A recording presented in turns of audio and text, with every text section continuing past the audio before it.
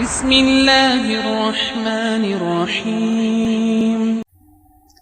الحمد لله نحمده ونستعينه ونستغفره ونؤمن به ونتوكل عليه ونعوذ بالله من شرور أنفسنا ومن سيئات أعمالنا من يهده الله فلا مضل له ومن يضلله فلا هادي له ونشهد أن لا إله إلا الله وحده لا شريك له ونشهد أن سيدنا ومولانا محمدا عبده ورسوله صلى الله تعالى عليه وعلى آله وصحبه وبارك وسلم تسليما كثيرا كثيرا. أما بعد فأعوذ بالله من الشيطان الرجيم. بسم الله الرحمن الرحيم. قل إن كنتم تحبون الله فاتبعوني يحببكم الله. حق قال جل شانہ.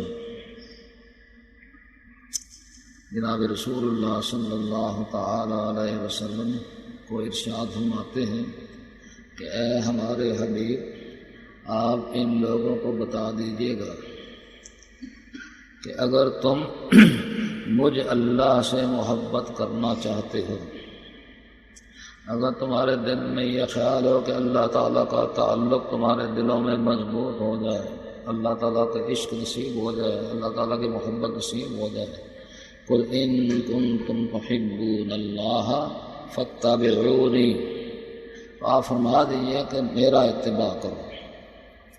اللہ تعالیٰ جل شانہ جناب رسول اللہ صلی اللہ تعالیٰ علیہ وسلم فرماتے ہیں کہ ان مومنین سے فرما دیجیے کہ میرا اتباع کرو. اتباع کرو کہ یحببکم اللہ، اللہ تعالیٰ تم کو محبوب بنا دے گا.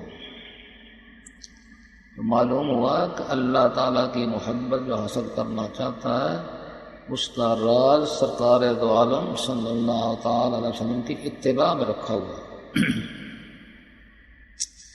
اتباع کا مطلب یہ ہوتا ہے کہ نقش قدم پر چلنا. ایک آدمی آگے جا رہا ہے، ایک پیچھے جا رہا ہے، جہاں جہاں اس کے قدم پڑے اس قدموں پر قدم رکھتا ہوا چلا جا رہا ہے. ایسا آدمی پھسلے گا نہیں. جو اپنی مرضی سے چلے گا وہ پھسل جائے گا. تو اللہ تعالیٰ نے ان لوگوں کو جو اللہ تعالیٰ کی محبت اپنے دل میں بھرنا چاہتے ہیں ان کو حکم دیا کہ اتباع کرو رسول اللہ صلی اللہ تعالیٰ علیہ وسلم. جناب رسول اللہ صلی اللہ تعالیٰ علیہ وسلم کی ساری زندگی نمونہ ہے. کتاب اللہ شریف کا، قرآن مجید کا پورا نمونہ ہے. جیسے اللہ تعالیٰ چاہتے ہیں ایک انسان میں کامل کو، ویسے نمونہ تھا سرکار دو عالم صلی اللہ علیہ وسلم. خود اللہ تعالیٰ لقد کان لکم فی رسول اللہ اسوۃ حسنہ، ہم نے بہترین نمونہ بنا کے اپنے نبی کو بھیجا. اس واسطے اس نمونے پر تم بھی اترو گے، جتنا تم اتر جاؤ گے اتنا تم کامیاب ہو جاؤ گے.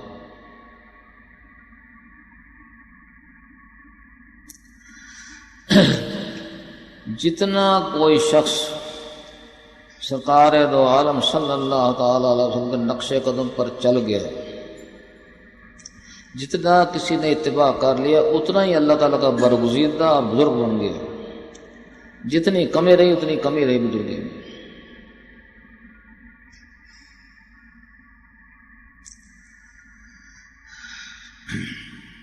جناب رسول اللہ صلی اللہ تعالیٰ علیہ وسلم کی اتباع میں، ان کی تابعداری میں، ان کے نقش قدم پر چلنے کا راز یہ ہے کہ جو شخص سرکار دو عالم صلی اللہ تعالیٰ علیہ وسلم کی ہیئت بناتا ہے، عقائد میں بھی، عبادات میں بھی، معاملات میں بھی، معاشرت میں بھی، اخلاق میں بھی، دین کے سارے شعبوں میں جناب رسول اللہ صلی اللہ تعالی وسلم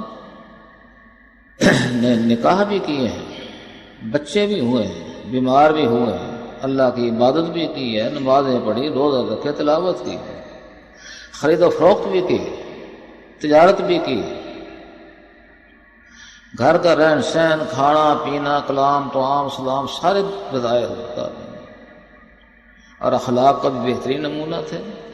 حضرت عائشہ رضی اللہ تعالی عنہا سے پوچھا گیا کہ آپ مجھے یہ بتائیے، کسی نے پوچھا آپ یہ بتائیے کہ حضور کے اخلاق کیسے تھے؟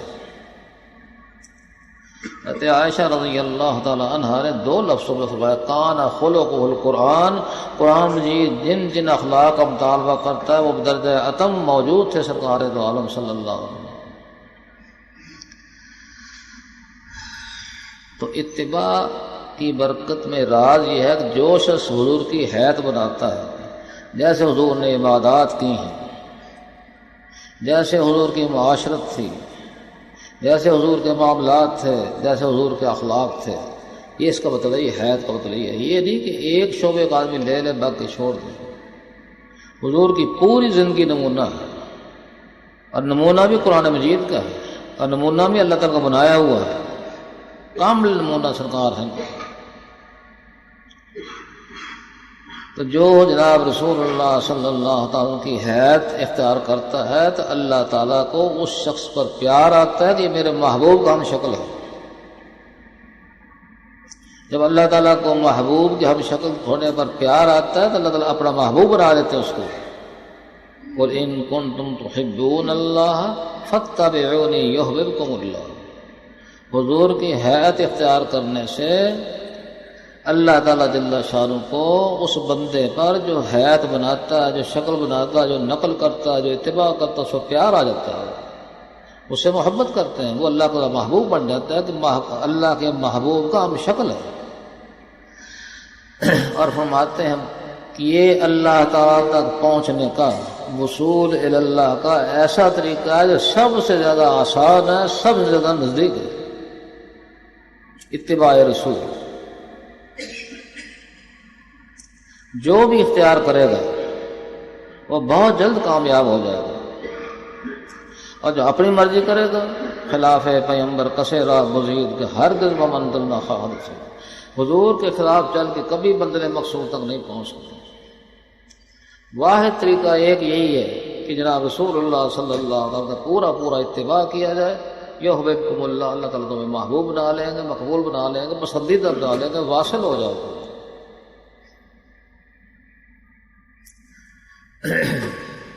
اور اللہ تعالیٰ نے فرمایا کہ ہمارے رسول ایسے تھوڑی بات کرتے ہیں، وما ينطق عن الهوى ان هو الا وحی یوحی، ہمارے پیغمبر اپنی مرضی سے کوئی بات نہیں، ہم ان کے دل میں ڈالتے جاتے ہیں، وہی کرتے جاتے ہیں، وہ ویسی بات کرتے ہیں۔ اور ایک جگہ فرمایا وما آتاکم الرسول فخذوه وما نہاکم عنہ فانتہوا، جس بات کا حکم ہمارے حبیب کرے وہ کرنا ہے تم نے، اور جس بات سے روکو اسے رکنا تم نے۔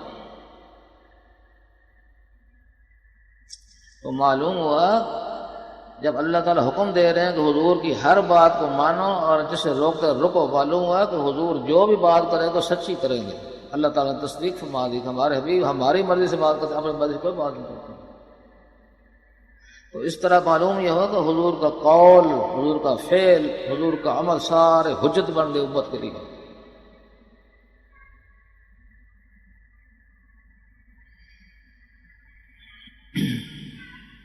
اللہ تعالیٰ جل شانہ نے اس طریقے سے فرمایا، پھر اس جناب رسول اللہ صلی اللہ تعالی وسلم اس کی مزید تاکید کے لیے اپنے الفاظ میں فرماتے ہیں علیکم بسنتی وسنت الخلفاء الراشدین، تمہارے ذمہ ضروری ہے کہ جو میرا طریقہ ہے وہ تم اختیار کرو۔ میں نے طریقہ سیکھا ہے اللہ تعالیٰ جل شانہ سے، میں امی تھا، میرے اللہ نے مجھے پڑھایا، میرے اللہ نے مجھے عمل سکھایا، اس واسطے تم میرا طریقہ اختیار کرو۔ اور مجھ سے سیکھا میرے صحابہ نے، خاص طور پر 4 صحابہ خلفاء راشدین، حضرت ابو بکر رضی اللہ تعالیٰ عنہ، حضرت عمر رضی اللہ تعالیٰ عنہ، حضرت عثمان رضی اللہ تعالیٰ عنہ، حضرت علی رضی اللہ تعالیٰ عنہ،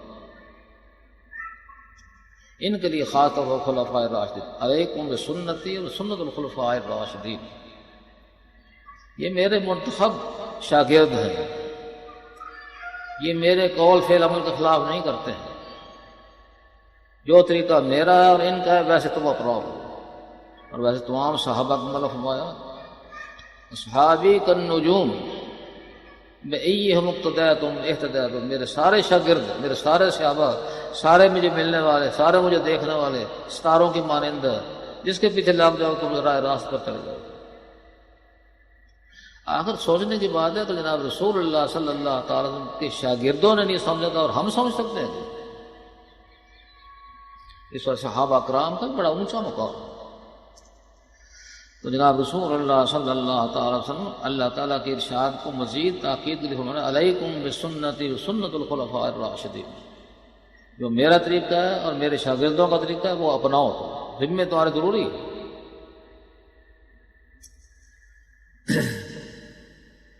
پھر ایک حدیث میں جناب رسول اللہ صلی اللہ تعالی وسلم فرمایا کہ یہ میرا طریقہ چل رہا ہے، خیر القرون قرنی ثم الذین یلونہم ثم الذین یلونہم، سب سے بہترین زمانہ وہ ہے جس میں میرے صحابہ کرام موجود ہیں، اس کے بعد وہ زمانہ بہترین ہے جس میں صحابہ کو دیکھنے والے ہیں تابعین، پھر وہ زمانہ ہے جنہوں نے صحابہ کو نہیں دیکھا، تابعین کو دیکھا ہے، تبع تابعین، وہ زمانہ بہترین ہے۔ فرمایا یہ ان زمانوں کے بعد میرے سنت پر گرتی جائے گی، مٹتی جائے گی، کم ہوتی جائے گی، میرا طریقہ لوگ بھولتے جائیں گے، اور جب ایسا وقت آئے لوگ میرے طریقے کو بھول جائیں، جو میری ایک سنت کو زندہ کرے گا اس کو 100 شہیدوں کا ثواب ملے گا۔ من احیا سنتی عند فساد امتی فلہ اجر 100 شہید۔ آپ اندازہ لگائیے اس سے سنت کا کتنا اونچا مقام ہے۔ آپ اپنے آپ کو دیکھ لیجیے، اپنے ماحول میں دیکھ لیجیے، ہم کتنا سنتوں پر عمل کرتے ہیں، حضور کے طریقے پر کتنا چلتے ہیں۔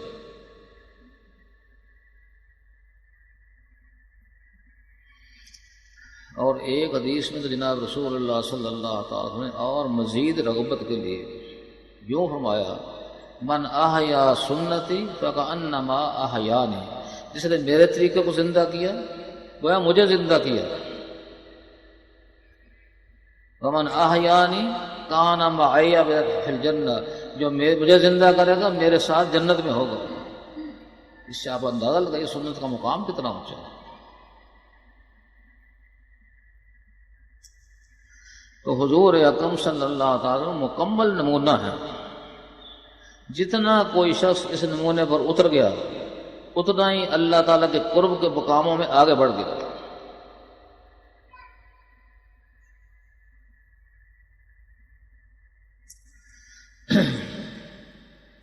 جناب رسول اللہ صلی اللہ تعالی وسلم کے شاگرد صحابہ کرام حضور کی ایک ایک بات پر مر بیٹھتے تھے، جو معلوم ہوتا ویسے ہی کرتے تھے اور دوسروں کو طریقہ اختیار ہی نہیں کرتے۔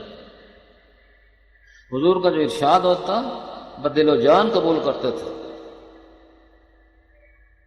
یہاں تک کرتے تھے اگر کوئی کام جناب رسول اللہ صلی اللہ تعالی وسلم سے بلا ارادہ ہو گیا، عبادت بھی نہیں ہے بلا ارادہ ہو گیا، صحابہ کرام اس کو بھی نہیں چھوڑتے تھے۔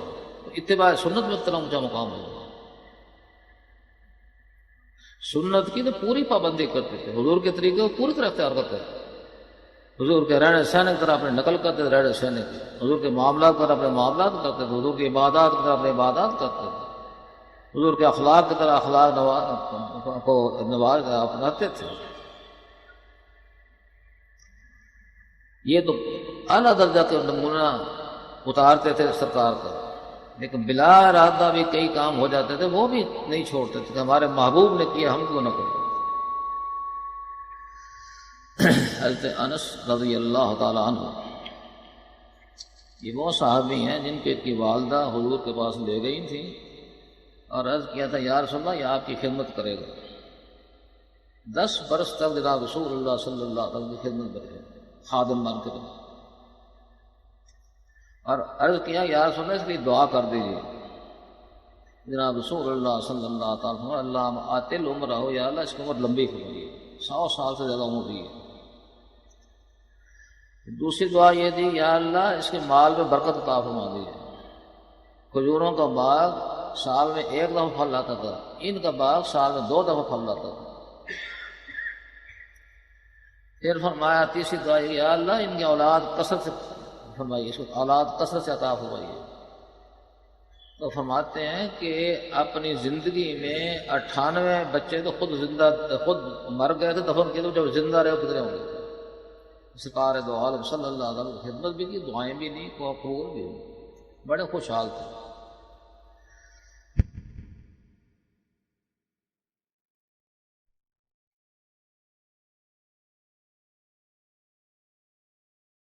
یہ فرماتے ہیں کہ ایک دعوت میں حضور اکرم صلی اللہ تعالی وسلم صاحب میں بھی شامل تھا، میں حضور کے قریب بیٹھا ہوا تھا، اور جو سالن تھا وہ گوشت بھی تھا، اور اس میں لوکی یا کدو وہ تھے، اس کے ٹکڑے تھے۔ میں دیکھ رہا تھا کہ جناب رسول اللہ صلی اللہ تعالی وسلم کی مبارک انگلیاں کدو کے ٹکڑے تلاش کر کر کے کھا رہے تھے۔ جب سے میں نے یہ دیکھا مجھے بھی کدو کے ساتھ محبت ہو گئی، لوکی کے ساتھ مجھے بھی محبت ہو گئی۔ اندازہ کیجیے محبت کا، اندازہ کیجیے اتباع۔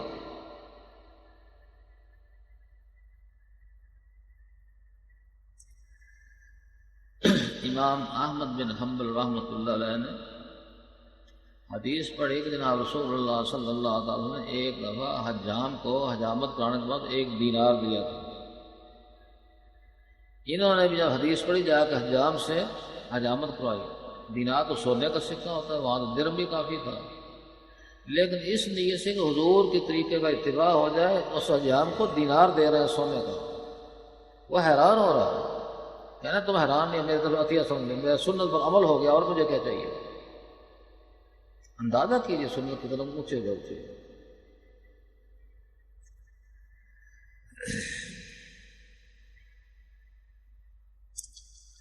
حضرت عبداللہ ابن مسعود رضی اللہ تعالیٰ عنہ ایک دفعہ جناب رسول اللہ صلی اللہ تعالیٰ عنہ ساتھ حج میں تھے، عرفات سے مزدلفہ آتے ہیں، تو دیکھا کہ ایک جگہ جناب رسول اللہ صلی اللہ تعالیٰ وسلم اونٹنی پر سے اترے ہیں، پیشاب کیا ہے اور وضو کیا اور چل دیے۔ حضور صلی اللہ تعالیٰ وسلم کے بعد جب یہ حج کو گئے، اس مقام پر آئے، اونٹنی کو کھڑا کیا، اونٹنی سے نیچے اترے کے اس جگہ گئے جہاں حضور نے پیشاب کیا۔ ان کو پیشاب نہیں آیا تھا نہ وضو کو، وہاں جا کے تھوڑی دیر بیٹھے اور اٹھ کے چلے آئے۔ کسی نے پوچھا یہ آپ نے کیا کہ بس سفر کھوٹا کیا، اترے وہاں جا کر بیٹھے اور پھر آئے؟ کہہ رہا مجھے کچھ معلوم نہیں، میرے محبوب صلی اللہ علیہ وسلم یہاں آ کے بیٹھے تھے، پیشاب کیا تھا، مجھے گو پیشاب نہیں آیا ہوتا، میں اس جگہ ان کی نقل کیوں رکھتا تھا؟ اتنا شوق تھا۔ عبداللہ ابن عمر رضی اللہ تعالی عنہما مدینہ منورہ سے جہاں احرام باندھ ذو الخلیفہ جگہ ہے،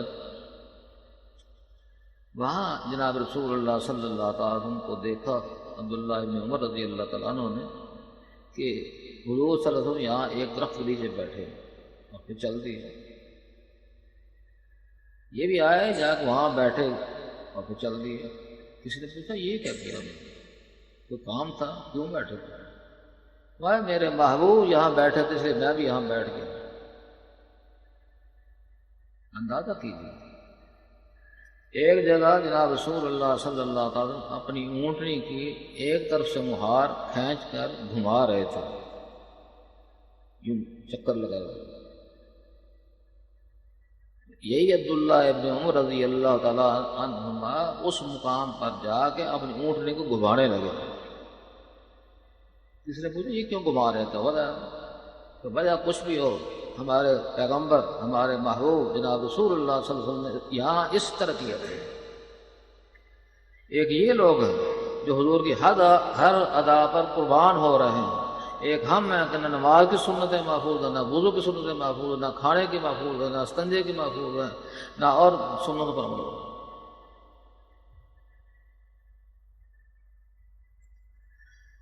حضرت معاویہ بن قرہ رضی اللہ تعالی عنہ وہ فرماتے ہیں کہ میرے والد آئے جناب رسول اللہ صلی اللہ تعالیٰ عنہ کی خدمت اقدس میں اور حضور سے بیعت کی،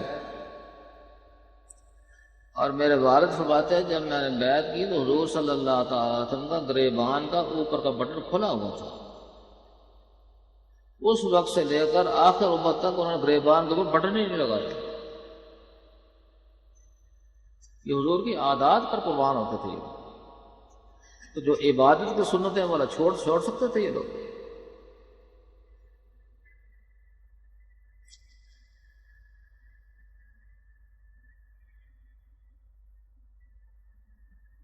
ایک واقعہ بیان کیا گیا ہے، قنوج کے ایک وکیل تھے، وہ کانپور آئے اور ایک جگہ سے گزر رہے تھے کہ ایک بڑی بی نے ان کو دیکھا،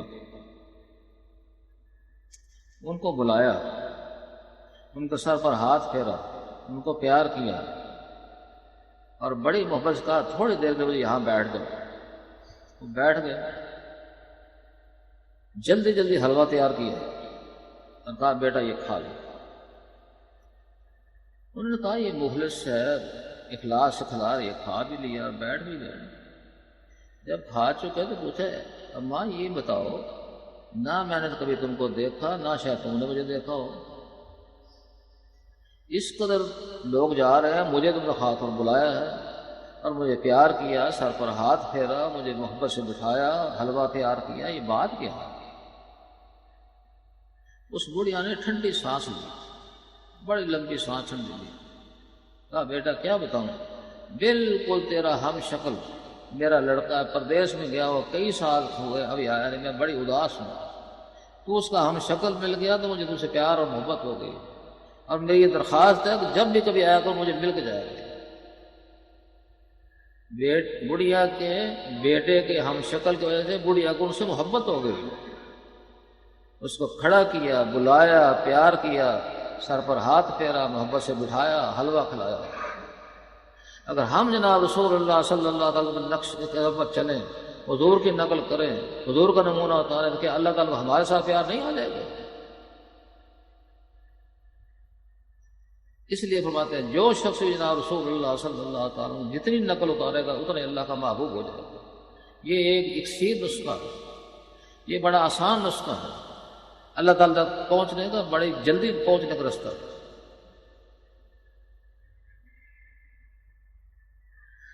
اور جو اس کے خلاف کرتے ہیں وہ بزرگی کے خلاف ہوتے ہیں، بزرگ نہیں ہوتے۔ حضرت جنید بغدادی رحمۃ اللہ علیہ نے کسی نے کہا یہ بزرگ آئے ہیں، اتفاق سے ان کو تھوک پھینکنا تھا، قبلے کی طرف تھوک پھینک دیا، فرمایا یہ بزرگ نہیں ہے، اس نے حضور اکرم صلی اللہ علیہ وسلم قبلے کا احترام ہی نہیں کیا، ادھر منہ کر تھوک رہا ہے، یہ بزرگ کا سوچ ہے۔ اتنی باریک نظر ہوتی ہے اللہ والوں کی۔ ایک دفعہ ایک بزرگ حج کو جا رہے تھے اور معلوم یہ ہوا کہ ہر چند قدموں کے بعد وہ 2 نفل پڑھتے ہیں، پھر آگے جاتے، پیدل حج کو جا رہے تھے، ہندوستان سے جا کے عرب پہنچنا ہوا، ہر چند قدموں کے بعد 2 نفل، ہر چند قدموں کے بعد، بڑی مشہوری ان کے لیے، جہاں سے گزرتے لوگ جا کے زیارت کرتے ہیں۔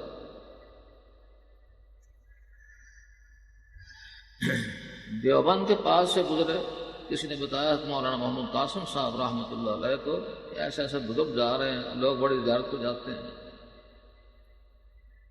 انہوں نے فرمایا چلو بھائی میں بھی زیارت کر لوں، جو اللہ کے گھر جا رہا ہے اور اتنا اہتمام ہے کہ پیدل جا رہا ہے، اتنا اہتمام ہے کہ نفل پڑھتا ہو جا رہا ہے، اللہ کی عبادت کرتا ہو، میں بھی جا کے زیارت کر لوں۔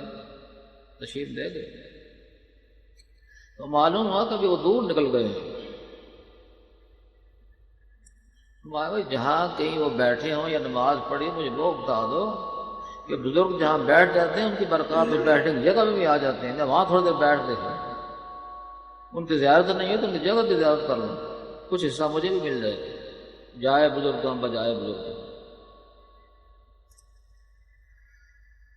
دکھایا جی کہ یہاں نماز پڑھی ہے. جب نماز پڑھی تو دیکھا سنت یہ ہے جب انسان سجدہ کرتا ہے تو یہ انگوٹھے کانوں کے لو کے برابر ہونے چاہیے، انگلیاں ملی ہوئی ہوں، کانوں کے لو کے برابر سجدے کی جگہ ہوں، پیشانی دونوں ہاتھوں کے بیچ میں ہو، انگوٹھے کے لو کان کے لو، انگوٹھے کا سرا کان کے لو کے برابر. حضرت مولانا محمد قاسم صاحب رحمۃ اللہ علیہ نے دیکھا کہ کانوں کے لو کے برابر نہیں ہے بلکہ پیچھے ہٹا ہوا ہے. تو مان لگا یہ بزرگ نہیں ہے. اگر بزرگ ہوتا تو حضور کی حیت بناتا، جیسے حضور نے فرمایا سجدہ کرنے کا ویسے ہی سجدہ کرتا ہے. اس کا سجدہ سنت کے خلاف ہے کہ اچھا وہ مجھے زیارت نہیں ہے. اندازہ کیجیے سنت ایک معیار ہے. فرماتے ہیں کہ اگر کسی کو ہوا میں اڑتا وہ دیکھو، اس کے بدن کے ایک ایک بال سے ایک ایک راؤنڈ سے اللہ ہو کی آواز آ رہی ہو، لیکن ظاہر حضور صلی اللہ علیہ وسلم کے خلاف دیکھو، اس کو مکر سمجھو، فریب سمجھو، استدراج سمجھو. معیار کسوٹی وہ ہے. سونے کو پرکھنے کی کسوٹی سے سونا دیکھتے ہیں نا، کون سا کھرا سونا کون سا کھوٹا. اللہ کے محبوب بننے کے لیے، بزرگ بننے کے لیے، اللہ کے مقبول بننے کے لیے حضور کی سنت کسوٹی ہے. جو کسوٹی کے خلاف ہے وہ اتنا بزرگ نہیں ہے. جتنا اونچا چلا جائے گا اتنا اونچا بزرگ ہوگا.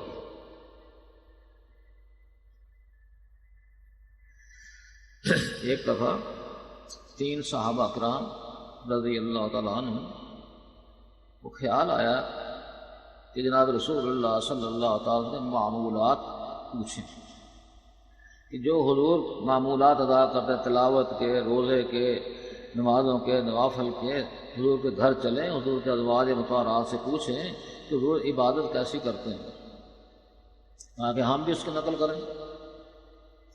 اس نیت اور ارادے سے حضور کے گھر تشریف لے گئے. حضور کہیں باہر تھے تو پوچھا کہ ہمیں وہ عبادات، وہ معمولات، وہ طریقے بتائیے جو حضور اکرم صلی اللہ علیہ وسلم کیا کرتے ہیں تاکہ ہم بھی اس کی نقل کریں.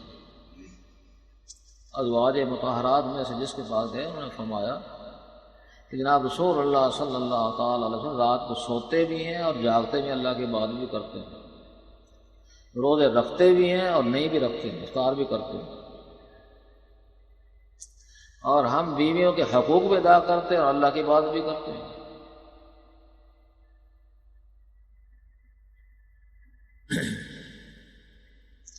ان صحابہ کرام نے یہ سمجھا کہ حضور اکرم صلی اللہ تعالیٰ وسلم بخشے بخشائے ہیں. قرآن جی میں آتا ہے کہ حضور بخشے بخشائے ہیں. ان کو تو زیادہ عبادات کی ضرورت ہے، یہ عبادات تو تھوڑی معلوم ہوتی ہیں. ہمیں چاہیے کہ خوب عبادت کرو، شوق کا عبادت. ان میں سے ایک صحابی نے کہا کہ میں تو ساری عمر شادی نہیں کروں گا، اس لیے کہ شادی کی تو بیوی کی ذمہ داریاں، بچوں کی ذمہ داریاں، تو عبادت کیسے ہوگی. دوسرے نے کہا میں تو ساری عمر رات کو سوؤں گا نہیں، ساری رات عبادت کرتا رہوں گا. تیسرے نے کہا میں ساری عمر روزے رکھوں گا، کبھی چھوڑوں گا نہیں. بظاہر کتنی اونچی نیت ہے. جب جناب رسول اللہ صلی اللہ تعالی وسلم تشریف لائے، ازواج میں سے جس کے پاس آئے انہوں نے بتایا کہ یا رسول اللہ ایسے ایسے کچھ لوگ آئے تھے، ایسے ایسے پوچھا، ایسے ایسے ہم نے بتایا. انہوں نے کہا کہ حضور تو بخشے بخشائے ہیں، حضور کو تو عبادات کی ضرورت نہیں ہے، ہمیں چاہیے کہ زیادہ عبادت کریں، ہم آخری تیاری زیادہ کریں. اور اس طرح ایک نے کہا میں شادی کبھی نہیں کروں گا، دوسرے نے کہا ساری رات جاگتا رہوں گا، تیسرے نے کہا میں سارا عمر روزے ہی رکھوں گا. حضور اکرم صلی اللہ علیہ وسلم نے ناگوار معلوم ہے. خطبہ دیا جا کے مسجد نبوی میں اور فرمایا ایسے ایسے صحابہ کرام گئے تھے، سن لو میں روزے رکھتا بھی ہوں اور نہیں بھی رکھتا ہوں، میں رات کو سوتا بھی ہوں اور جاگتا ہوں، اللہ کی عبادت بھی کرتا ہوں، میں بیویوں کے حقوق بھی ادا کرتا ہوں، اپنے آرام کا بھی خیال کرتا ہوں. پھر فرمایا ھذا من سنتی، یہ میرا طریقہ ہے، فمن راغب عن سنتی فلیس منی، یہ میرا طریقہ ہے، جو اس طریقے سے منہ پھیرے گا، انکار کرے گا، وہ مجھ سے نہیں، اس کو میرے ساتھ کوئی تعلق نہیں. تو معلوم ہوا کہ ہمارا اپنا بنایا ہوا معیار نہیں ہے، معیار وہ ہے جو جناب رسول اللہ صلی اللہ علیہ وسلم۔ اور حضور نے ساتھ یہ بھی فرمایا انا اعلمکم باللہ واتقاکم، میں تم سے زیادہ علم رکھتا ہوں، معرفت مجھے زیادہ اللہ تعالیٰ جل شانہ، اور تم سے زیادہ تقویٰ میرے اندر ہے۔ یہ میری سنت ہے، جو میری سنت سے اعراض کرے گا، منہ موڑے گا، اس کو عمل نہیں کرے گا، اس کا میرے ساتھ تعلق کوئی نہیں ہے۔ تو حضور اکرم صلی اللہ علیہ وسلم کی سنت ہمارے لیے معیار ہونا چاہیے۔ جو شخص یہ چاہے کہ میرے دل میں اللہ کی محبت سما جائے، میں اللہ کا مقبول بن جاؤں، میں اللہ کا پسندیدہ بن جاؤں، میں اللہ تعالیٰ کا محب اور محبوب بن جاؤں، اس کا واحد طریقہ ہے کہ جناب رسول اللہ صلی اللہ علیہ وسلم کے نمونے کے مطابق سارے زندگی گزرنی چاہیے، چاہے وضع قطع ہو، چاہے لباس ہو، چاہے کھانا پینا ہو، چاہے سونا جاگنا ہو، چاہے معاملہ خرید و فروخت کے ہوں، اجارہ داری کے ہوں، کرایہ داری کے ہوں، نکاح کے ہوں، طلاق کے ہوں، مرنا ہو، جینا ہو، عبادات ہوں، اخلاق ہوں، ہر چیز میں نمونہ اتارو جناب رسول اللہ صلی اللہ علیہ وسلم، جب جا کے اللہ کا نمونہ ہو سکتا ہے۔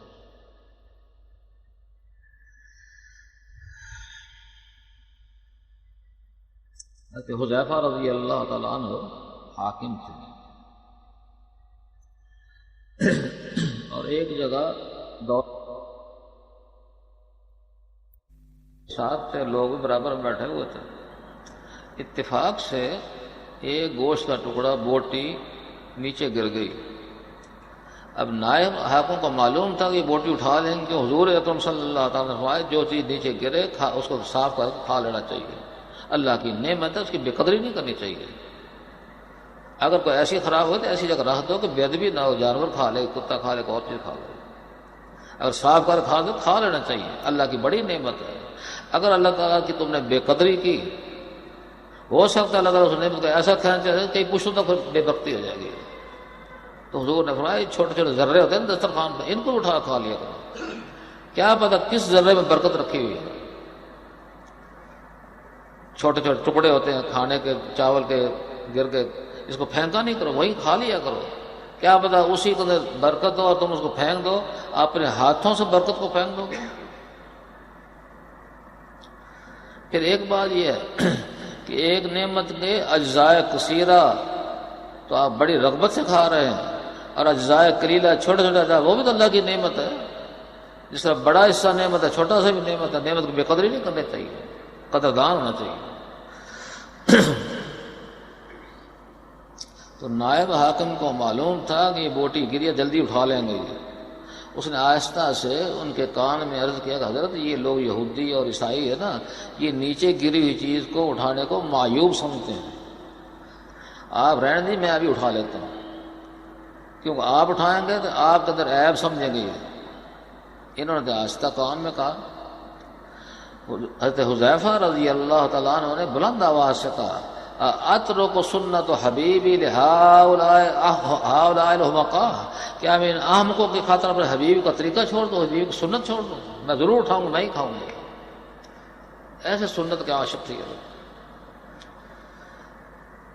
جب ایسی چیزوں کی نقل کرتے تھے، عبادات کی نقل نہیں کرتے تھے۔ ہم تو عبادات میں بھی، ضروری چیزوں میں بھی ہم نقل نہیں کرتے۔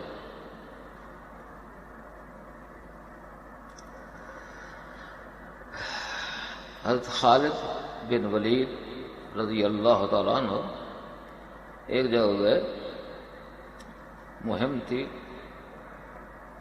لڑائی ہو رہی ہے، کافی دن لڑائی چلتی رہی، آخر کو وجہ ہوئی ایسی کہ صلح کرنی پڑی۔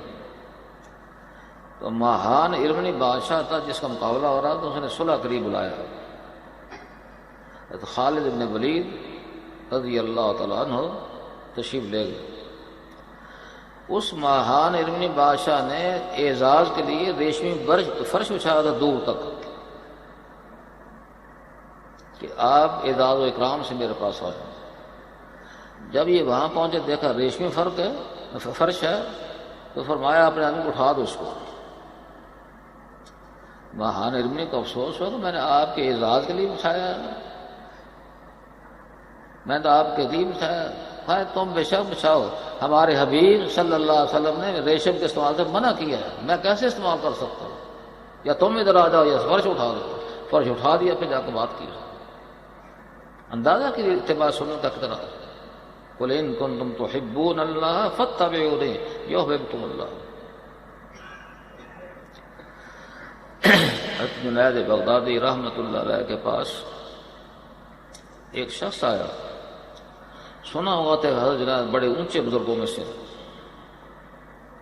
ہر شخص جو ہے نا بزرگی کا ایک معیار بنا لیتا، اپنا بنائے وہ معیار کام نہیں دیتا۔ معیار وہ ہے جو حضور اکرم صلی اللہ علیہ وسلم معیار، اس نے معیار یہ بنا ہوا تھا اتنے اونچے بزرگ ہیں، اس سے کرامتیں بڑی ہوں گی، ان کو کشف بڑا ہوتا ہوگا، اس خیال سے گیا اور جا کے 1 سال نہیں 2 سال نہیں 10 سال تک رہا۔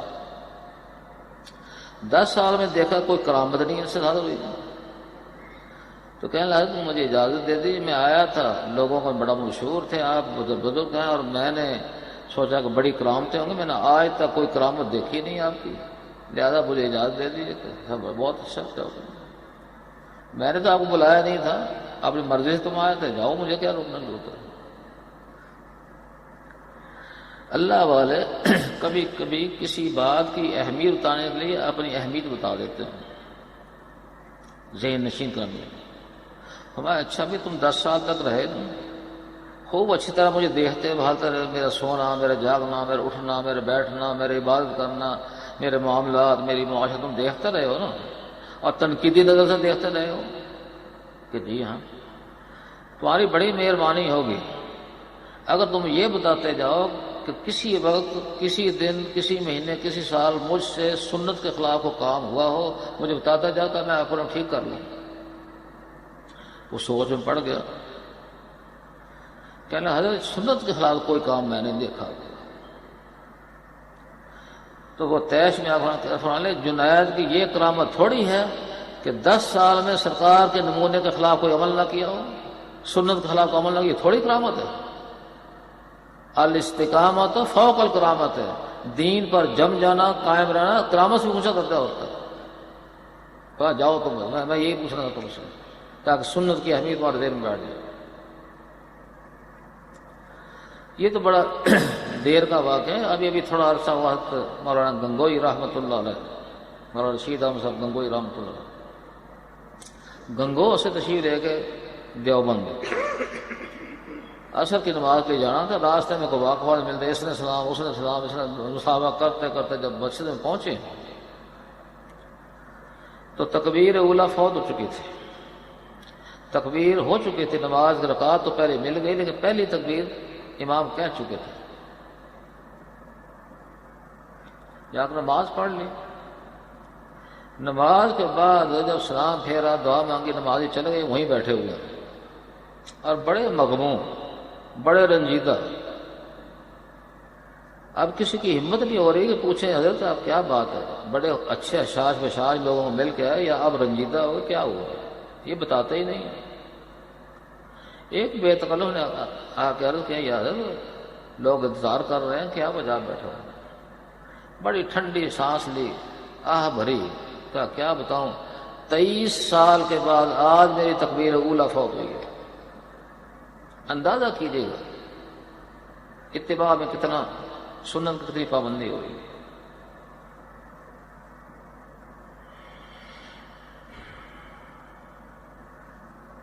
حضرت علی رضی اللہ تعالیٰ عنہ ایک دفعہ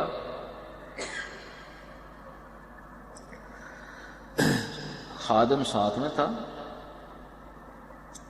سواری پر سوار ہوئے اور بسم اللہ پڑھ کر سوار ہوئے، جب سوار ہو گئے پڑھا الحمدللہ الحمدللہ، پھر پڑھا سبحان اللہ سبحان اللہ، پھر پڑھا اللہ اکبر لا الہ الا اللہ، پھر پڑھا سبحان اللہ الذی سخر لنا ھذا وما كنا له مقرنین وانا الی ربنا لمنقلبون، پھر پڑھا اللہم اغفر لی، پھر مسکرائے، ہنسے۔ پھر اسی خادم نے کہا بھائی میں مسکرایا ہوں، ہنسا ہوں، تو انہوں نے وجہ نہیں پوچھی کیوں مسکرایا ہوں؟ تو خادم نے عرض کیا حضرت آپ بتا دیجئے، میں تو خیال نہیں کیا، آپ بتا دیجئے۔ فرمایا اسی طرح میں اپنے محبوب جناب رسول اللہ صلی اللہ تعالی وسلم کے ساتھ تھا، اسی طرح حضور نے سواری پر سوار ہوتے وقت بسم اللہ پڑھی، سوار ہو کے الحمدللہ پڑھی، پھر سبحان اللہ، اللہ کو لا الہ الا اللہ پڑھا، پھر یہ دعا پڑھی، پھر اس کے بعد پڑھا اللہ مغفر لی، پھر حضور مسکرائے اور ہنسے تھے۔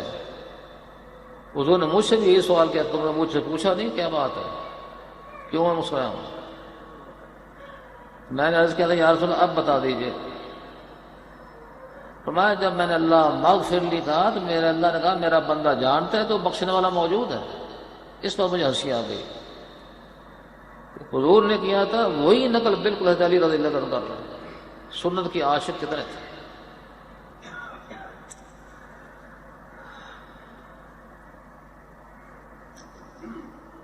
حضرت معاذ ابن جبل رضی اللہ تعالی عنہ کو یمن کا حاکم بنا کر جناب رسول اللہ صلی اللہ تعالی وسلم بھیجا۔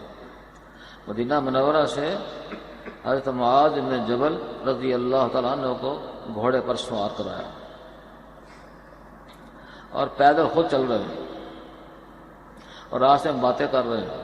اے معاذ وہاں تم جاؤ گے، یہ معاذ وہی ہیں جن کو حضور اکرم صلی اللہ تعالیٰ وسلم نے اے معاذ مجھے تیرے بساتھ بڑی محبت ہے۔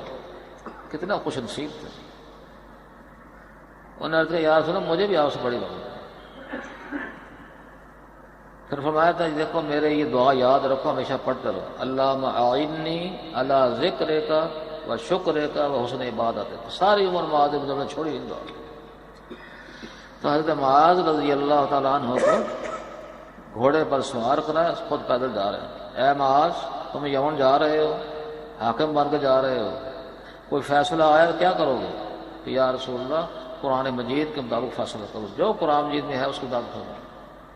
اے معاذ اگر قرآن مجید میں وہ فیصلہ نہ ملا پھر کیا کرو گے؟ یا رسول اللہ آپ کی صحبت میں بیٹھتے ہوئے آپ کے اقوال افعال اعمال دیکھتے ہوئے جن چیزوں کو آپ ترجیح دیتے ہیں، جو آپ کا منشا ہوتا ہے اس کے مطابق قرآن مجید کی روشنی میں فیصلہ کروں گا، حدیث کے مطابق فیصلہ کروں گا۔ اے معاذ اگر میرے نمونے میں کوئی چیز نہ ملی، بات ایسی کو پیچیدہ آ گئی کہ نہ قرآن مجید میں ملتی ہے نہ حدیث میں ملتی ہے، پھر کیا کرو گے؟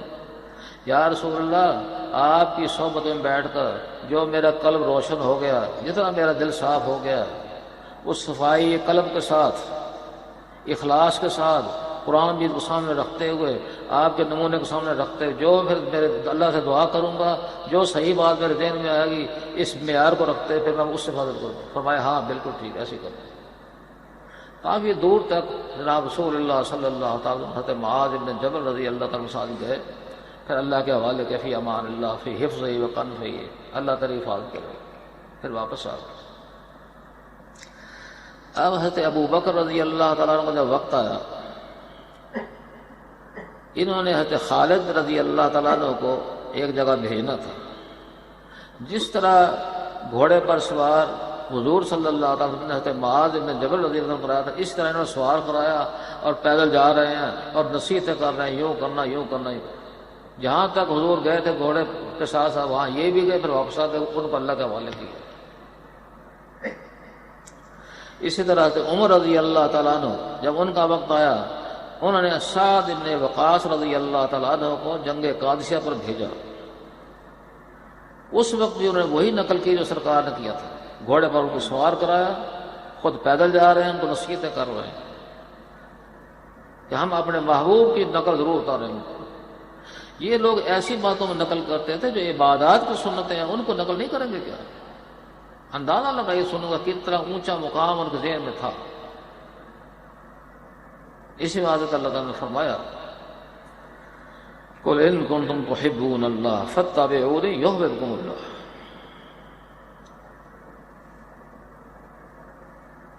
تو سنت کا بڑا اونچا مقام ہے۔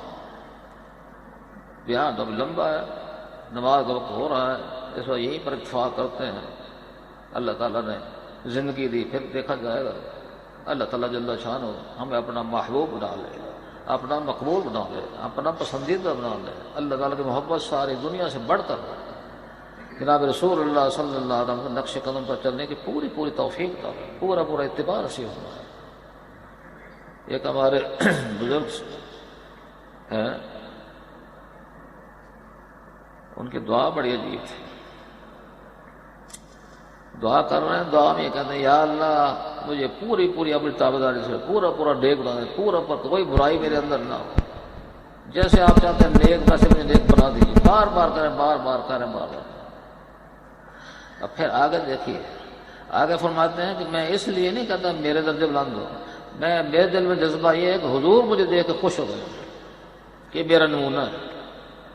اندازہ کیجیے ابھی زندہ ہے وہ کیا، یا اللہ میں اس لیے نہیں کہتا مجھے بہشت مل جائے یا مجھے درجے مل جائے، میں اس لیے کہہ رہا ہوں کہ ہمارے محبوب سرکار دو عالم صلی اللہ تعالیٰ میری عبادات، میری معاملات، معاشرت و اخلاق دیکھ کے حضور کا نمونہ جو ہوگا خوش ہو جائیں گے سرکار، میں اس لیے عرض کر رہا ہوں۔ کیسے اونچے خیال کریں، اس بات ہے جناب رسول اللہ صلی اللہ علیہ وسلم کے اتباع میں سب کچھ رکھا ہوا ہے۔ جو بھی آپ کام کریں دیکھیں سرکار سے ثابت ہے یا نہیں، جو کام کریں سرکار ثابت ہے نہیں، جو کام کریں جو بات کریں حضور کو معیار بنائیں، انشاءاللہ کامیابی ہوگی۔ اللہ تعالیٰ ہم سب کو توفیق عطا فرمائے۔ وآخر دعوانا الحمدللہ رب العالمین۔